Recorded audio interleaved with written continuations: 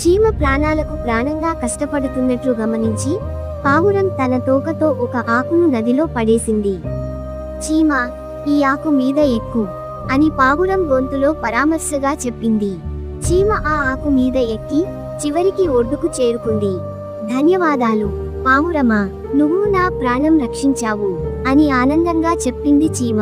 కొద్ది రోజులు తర్వాత అదే పావురం ఓ చెట్టుపైన విశ్రాంతి తీసుకుంటోంది. కాని పావురం పైకి ఒక వేటగాడు దోబూచులాడుతూ వెళ్తున్నాడు. వేటగాడు పావురాన్ని పట్టుకునే ప్రయత్నం చేస్తూ తన చేతిలోని బలమైన వల వేయడానికి సిద్ధమవుతాడు. ఈ సన్నివేశం గమనించిన చీమ వెంటనే వేటగాడి కాలి మీదికి వెళ్లి గట్టిగా కొరికింది. అరే, ఈ దెబ్బ ఏంటి అని వేటగాడు కేకలు వేస్తూ వల వదిలేశాడు. పావురం ఆ శబ్దం విని ఎగిరిపోతూ ప్రాణాలు కాపాడుకుంది. తరువాత పావురం చీమ దగ్గరికి వచ్చి, చీమ, నా ప్రాణం రక్షించావు, నీ రుణం మరవలేను.